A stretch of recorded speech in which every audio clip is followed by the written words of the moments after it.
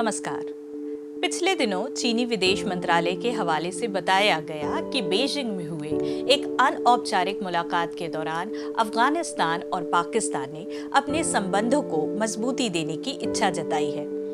इस त्रिपक्षीय भेंटवार्ता की मध्यस्थता चीन के विदेश मंत्री वांग यी की ओर से की गई थी। तीनों देशों ने साझा बयान जारी करते हुए पाकिस्तान चीन इकोनॉमिक कॉरिडोर या चीन पाकिस्तान इकोनॉमिक कॉरिडोर CPEC में अफगानिस्तान के सम्मिलित होने की पुष्टि की। हालांकि बंदरगाह और प्रांत की जानकारी अभी तक उपलब्ध नहीं कराई गई है। CPEC चीन के belt and road initiative BRI का हिस्सा है, जिसके तहत सिल्क रूट या पुराने एशियाई व्यापार मार्ग को पुनर्स्थापित किया जा रहा है। इसमें भारत शामिल नहीं है, वहीं ये पाकिस्तान के कब्जे वाले कश्मीर से होकर ग्वादर पोर्ट से गुजरता है, जो बलूचिस्तान का हिस्सा है। लेकिन इस पूरे घटनाक्रम में जो ध्यान देने वाली बात है, वो है खबर की आधिकारिक घोषणा का समय। इसे पहलगाम हमले के ठीक एक महीने बाद यानी 22 मई 2025 को जारी किया गया और ये तब हुआ जब तालिबान और पाकिस्तानी हुक्मरान आमने सामने थे, काबुल या इस्लामाबाद में नहीं बल्कि बीजिंग चीन में। क्या ये भेंटवार्ता महज संयोग है या एक बड़ी रणनीति का हिस्सा, जिसमें भारत का ध्यान जानबूझकर पश्चिमी सीमा की ओर से मोड़ा जा रहा है ताकि वो काबुल के साथ मजबूत संबंधों को विकसित करने से पीछे हट जाए? भारत, ईरान, पाकिस्तान और चीन सभी इन दिनों अफगानिस्तान को साधने में लगे हैं। भारत का इरादा जहां अफगानिस्तान की आर्थिक और सामरिक निर्भरता को दक्षिण एशिया में विकेंद्रित करना है, वहां ईरान भी चाहता है कि अफगानिस्तान उसके चाबहार पोर्ट के आर्थिक गतिविधियों को बढ़ावा दे। लेकिन ये चुनौती सबसे ज्यादा पाकिस्तान के लिए है। 2021 में तालिबान के सत्ता काबिज करने के बाद से दोनों देशों के संबंध ढलान पर हैं। 2024 में ये अपने सबसे न्यूनतम स्तर पर रहा। Pakistan institute for piece studies PIPS की ताजा रिपोर्ट के अनुसार साल 2024 में देश में कुल 521 आतंकी हमले दर्ज किए गए, जिसमें लगभग 1000 नागरिक और सुरक्षा बल के जवानों की जाने गई है। यह आंकड़ा 2023 की तुलना में 70% अधिक है। पाकिस्तान इन हमलों के लिए तहरीक-ए-तालिबान पाकिस्तान TTP को जिम्मेदार मानता है, जो अफगानी तालिबान का ही एक चरमपंथी समूह है। अमेरिकी सैन्य शासन के दौरान पाकिस्तान उन गिने चुने देशों में से एक था जिसने अफगानिस्तान में तालिबान की हिंसक गतिविधियों को भरपूर समर्थन दिया था। आज वही तालिबान न सिर्फ पाकिस्तान से नाराज है, बल्कि उसकी नई दिल्ली से राजनीतिक चर्चा सुर्खियों में है। आइए अब एक नजर डालते हैं पिछले एक साल के भारत, अफगानिस्तान और पाकिस्तान के संवाद के टाइमलाइन पर।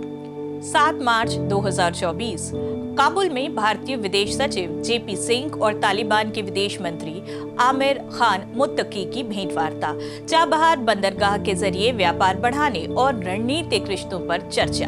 भारत मध्य एशिया यूरोप आर्थिक गलियारे यानी IMEC में अफगानिस्तान को जोड़ने पर जोर। नवंबर 2024 भारत अफगानिस्तान ईरान मामलों के संयुक्त सचिव JP सिंह के ही नेतृत्व में भारतीय प्रतिनिधि मंडल का काबुल दौरा। अफगान विदेश मंत्री मुत्तकी और पूर्व राष्ट्रपति हामिद करजई से मुलाकात। व्यापार और वीजा नीति को सरल बनाने पर विमर्श। 11 नवंबर 2024 तालिबान प्रशासन के अधीन मुंबई स्थित अफगान वाणिज्य दूतावास फिर से खुला, पासपोर्ट सहित दूतावासी सेवाएं बहाल। 8 जनवरी 2025 दुबई में अफगान विदेश मंत्री मुत्तकी से भारतीय विदेश सचिव विकास मिस्री की 2021 के बाद से अब तक की शीर्ष मुलाकात। स्वास्थ्य, शरणार्थियों के पुनर्वास पर भारतीय सहायता और अफगान क्रिकेट में सहयोग पर मंजूरी। 11 जनवरी 2025 पाकिस्तानी सुरक्षा बलों द्वारा अफगानी नागरिक मोहम्मद खान अहमद खेल उर्फ अब्दुल्ला ढेर, पाक अधिकारियों का दावा अफगान जासूसी एजेंट था, पाकिस्तान बॉर्डर फेंसिंग के पक्ष में। 10 फरवरी 2025 प्रधानमंत्री नरेंद्र मोदी का अमेरिका दौरा, ट्रंप के दूसरे कार्यकाल में पहली राजकीय यात्रा। IMEC पर दोनों देशों का करार और साझा बयान जारी। 27 फरवरी 2025 यूरोपियन कमीशन की प्रेसिडेंट वॉन दे लियेन का भारत दौरा, IMEC को इसी वर्ष से शुरू करने पर जोर। 22 अप्रैल 2025 पहलगाम में पाकिस्तानी आतंकवादी गुट जैश ए मोहम्मद द्वारा आतंकवादी हमला, 26 लोगों के मारे जाने की पुष्टि। 10 मई 2025 ट्रंप की मध्यस्थता के दावे के बीच भारत पाकिस्तान युद्ध विराम की घोषणा, भारत ने अमेरिकी दावे का किया इनकार। 22 मई 2025 पहलगाम हमले की ठीक एक महीने बाद 22 मई 2025 को चीन, पाकिस्तान और अफगानिस्तान के विदेश मंत्रियों की बीजिंग में बैठक।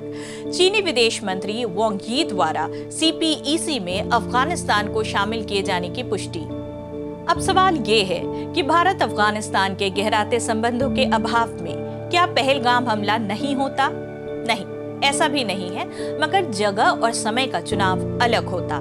भारत ने 2023 और 2024 में संयुक्त राष्ट्र को जैश ए मोहम्मद द्वारा भारत के खिलाफ आतंकवादी हमले की आशंका जाहिर की थी। ये वही समय था जब भारत मध्य एशिया, यूरोप और अमेरिका IMEC वार्ता के प्रारंभिक दौर में थे। नवंबर 2023 में भारत ने इससे जुड़े अंतर्राष्ट्रीय करार किए थे। इन सभी तथ्यों को देखते हुए ये मानना मुश्किल है कि कश्मीर के पहलगाम में आतंकवादी हमला सिर्फ चरमपंथी विचारधारा का नतीजा है। पाकिस्तान बखूबी जानता था कि इस हमले से दोनों देशों के राजनीतिक संबंध स्थगित कर दिए जाएंगे। भारत सीमा सुरक्षा में व्यस्त होगा, अफगानिस्तान की पाकिस्तान पर निर्भरता बढ़ेगी और उसे अपनी शर्तों पर झुकाना आसान होगा। तालिबान को अपने पक्ष में करने हेतु चीन और पाकिस्तान के लिए इतना समय काफी रहा। 22 मई को इन तीनों देशों की मुलाकात से ये बात तो साफ हो गई, भारत लगातार काबुल और तेहरान से संपर्क बनाए हुए है। आने वाले दिनों में पता चलेगा हवा का रुख क्या है। वर्ल्ड व्यू में आज के लिए इतना ही। अगली बार फिर एक नए विषय पर आपसे होगी बात। तब तक के लिए हमें इजाजत दीजिए। नमस्कार। theLens.in को लाइक, शेयर और सब्सक्राइब करना मत भूलिए।